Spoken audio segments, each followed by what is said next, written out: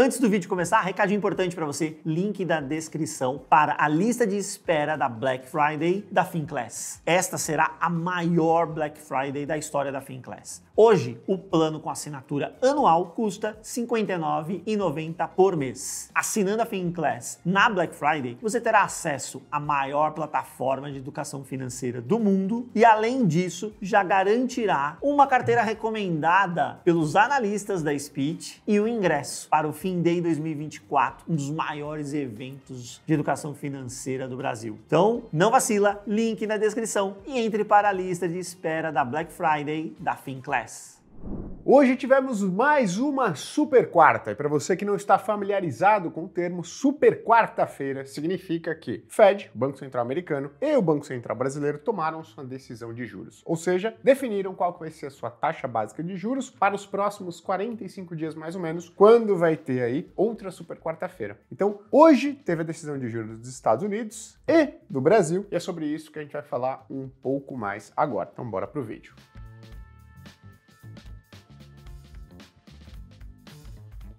Antes de começar o vídeo, eu vou pedir que você curta aqui, se inscreva no nosso canal para estar sempre antenado com os novos conteúdos que a gente vai postando sobre educação financeira e investimentos e, obviamente, compartilhe esse vídeo quem também quer ter acesso a esse tipo de conhecimento. Preciso lembrar você, está chegando a Black Friday da Finclass, uma promoção única, exclusiva e muito atrativa, onde você vai conseguir assinar a maior plataforma de educação financeira e investimentos do mundo, com 50% de desconto, e agora vai ter acesso à última novidade, a maior novidade da história da Finclass, uma carteira de investimentos personalizada de acordo com o seu patrimônio, ou seja, o quanto você tem para investir. Então, para se inscrever para essa oportunidade, que vai ocorrer no dia 24 de novembro, clica no link que está aqui embaixo e se inscreva para a Black Friday da Finclass. Olha só, não estou nem aí que o Banco Central cortou a taxa de juros hoje. Não é isso que interessa. Não é porque o Banco Central cortou a Selic em meio ponto percentual, 0,25, que amanhã ou na próxima semana os ativos de risco, as ações, os fundos imobiliários, os títulos indexados à inflação ou os títulos pré-fixados vão subir ou vão cair. Não é isso. Ok, então se não é o corte da Selic, que vai determinar o movimento dos ativos nos próximos dias e semanas, o que é? É o que o Banco Central escreve no seu comunicado. Ou seja, qual que é a perspectiva que ele enxerga para a taxa de juros, não nos próximos dias, mas sim nos próximos meses e anos. É isso que vai definir o movimento dos ativos nos próximos dias, semanas e, quem sabe, até meses. Você não precisa olhar se o Banco Central cortou em meio ponto percentual, em 0,25, mas você precisa enxergar o que o Banco Central acredita ser mais provável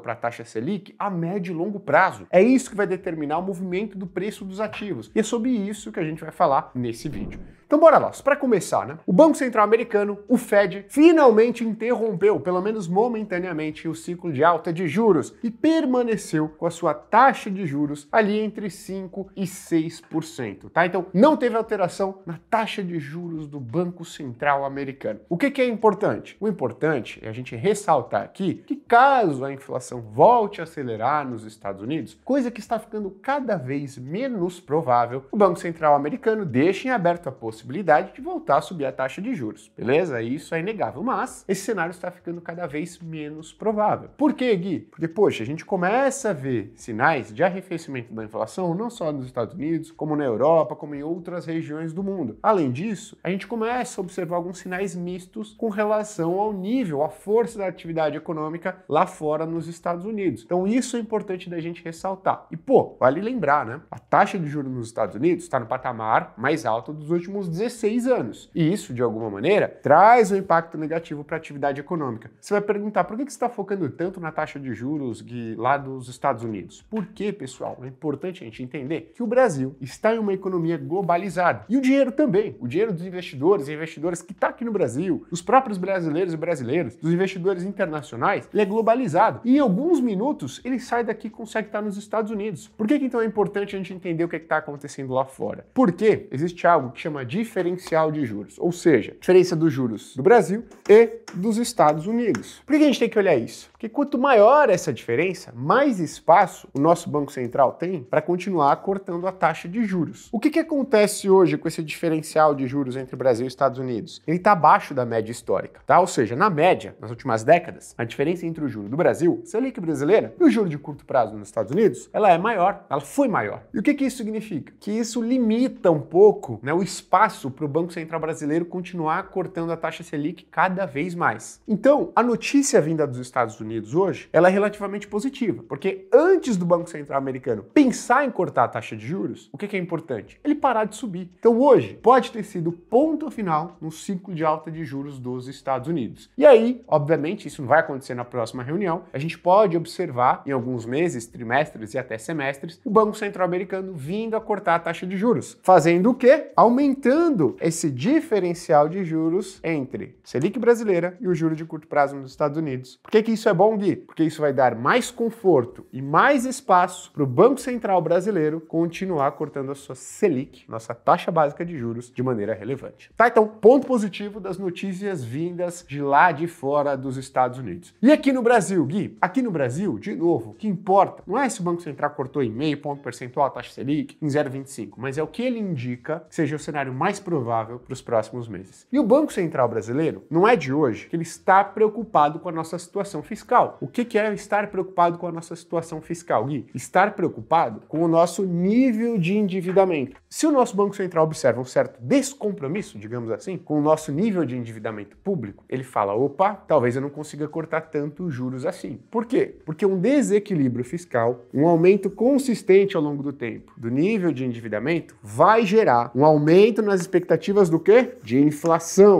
E se há um aumento nas expectativas de inflação, o Banco Central vai se sentir muito menos propenso a cortar a taxa de juros. Então o Banco Central hoje está com uma postura defensiva, ou seja, olha, eu preciso observar um maior compromisso ou uma maior responsabilidade fiscal para que eu corte a Selic com mais conforto, com mais tranquilidade. E ele ainda, na reunião passada, o Banco Central disse que ele pretende cortar a Selic, sim, mas ainda deixar ela em patamar restritivo para a atividade econômica. Ou seja, apesar do Banco Central estar cortando a taxa Selic, ele ainda observa que o patamar ideal da taxa Selic seja de restringir a atividade econômica. O que é que o Banco Central quer ver? As expectativas de inflação dos próximos anos caírem ainda mais. É importante a gente ressaltar aqui que elas não estão acima do teto da meta do Banco Central, mas elas não estão no centro da meta do Banco Central, que é de 3% ao ano, tá? Então o Banco Central, ele se mostra um pouco desconfortável com isso. Ó, eu quero ver essas expectativas de inflação dos próximos anos vindo mais para perto do centro da meta, aí eu vou me sentir muito mais confortável e confiante em cortar a taxa Selic de um modo que ela fique estimulativa para a atividade econômica. Ou seja, de modo que o nível da Selic permita que a atividade econômica brasileira continue dando passos cada vez maiores. E esse conforto o Banco Central parece não ter hoje em todos os últimos comunicados que a gente observou aí. Agora, o que é importante a gente ressaltar? Com base nessa expectativa fiscal, desde a última reunião, 45 dias atrás, será que a expectativa fiscal do Brasil melhorou ou piorou? Nos últimos dias, a gente teve discurso do presidente Lula e do ministro da Fazenda, Fernando Haddad, dizendo que, olha só, talvez o Brasil não consiga ter um resultado primário no ano de 2024 zerado. O que é um resultado primário zero, pessoal? Resultado primário zero é basicamente o que o Brasil arrecada de impostos e o que ele gasta, desconsiderando aqui juros da dívida pública, esse resultado aqui ser igual a zero. Essa é a meta oficial do Brasil para o ano de 2024. O que o nosso presidente Lula disse, o ministro da Fazenda, né, de um certo modo ali, deu algumas declarações desencontradas, que ó, em 2024 não vai dar pra gente ter isso não. As despesas, na verdade, elas vão ser um pouco maiores do que a nossa receita.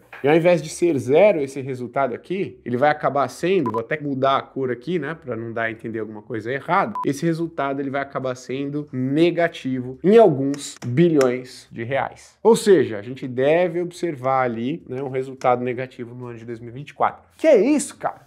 Não dá, pô. Assim, os investidores e investidoras são pegos de surpresa. Pô, falar isso agora, quem que vai ser pego de surpresa? Ninguém vai ser pego de surpresa. Mercado, expectativa do mercado, ninguém acreditava. Talvez uma ou outra pessoa, mas a grande maioria do mercado não acreditava que o resultado primário zerado em 2024 fosse factível. Tanto é que se você pega as projeções dos economistas para o resultado primário de 2024, ele já estava, expectativa do mercado, já era de um déficit primário de menos 0,78% do PIB para o ano de 2024. Como assim, Gui? Então o mercado, os investidores e investidoras já esperam um resultado negativo de resultado primário para 2024? Já. O que aconteceu? Na minha opinião, existiam maneiras melhores do governo comunicar isso. Né? Falar, olha, pô, a gente tentou, né? Mas vai ser bem complicado a gente zerar esse resultado primário em 2024. A gente vai continuar tentando e tudo mais, mas talvez seja mais factível a gente adequar nossa projeção de resultado primário para algo mais perto do que o mercado está esperando. Nossa, seria algo negativo? Acho que teria algum tipo de reverberação ainda um pouco negativa? Sim, mas, na minha opinião, menos pior do que aconteceu, né?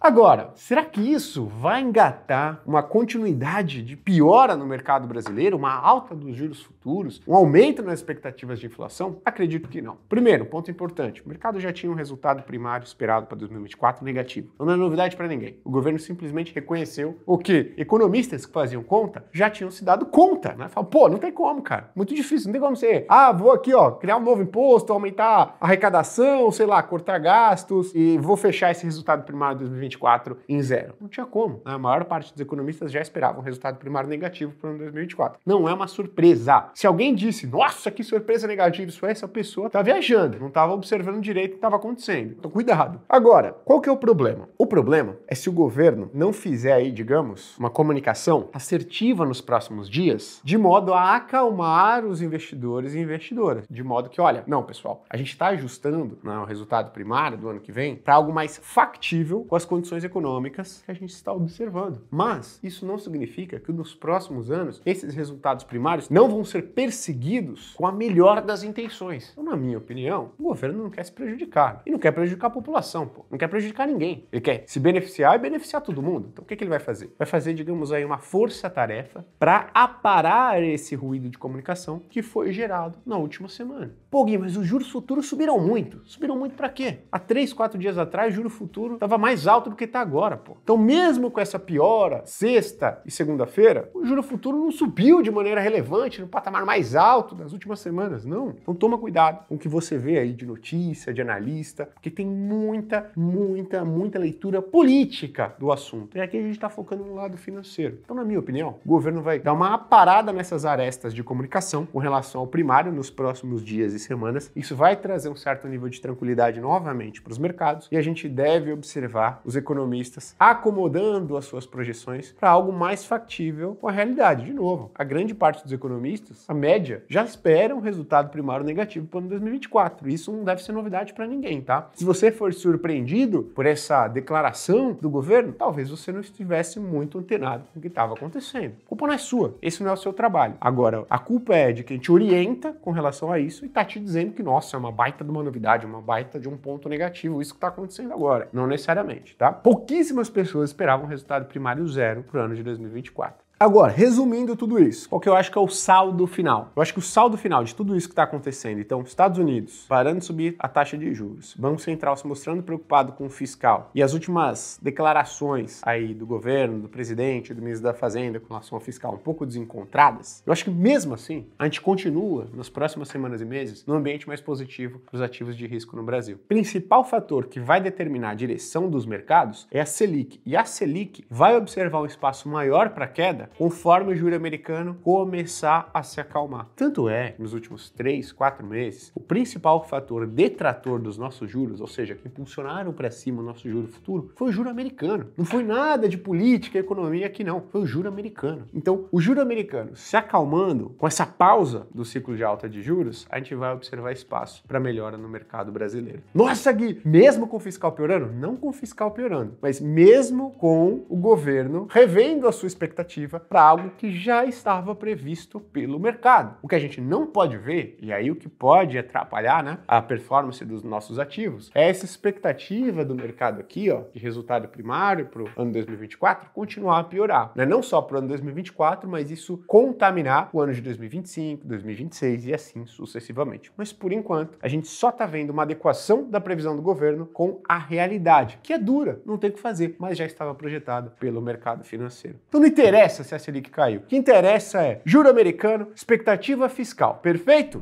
Bom, espero que você tenha gostado do vídeo, que você tenha, tomado um choque de realidade aí, porque em muitos vídeos vão falar, olha, a Selic, olha que importante, agora vai dar espaço para as ações subir, para os fundos imobiliários subir. Esquece isso aí, meu. O que importa é isso aqui, tá? Muito obrigado pela sua audiência. Até a próxima. Tchau, tchau.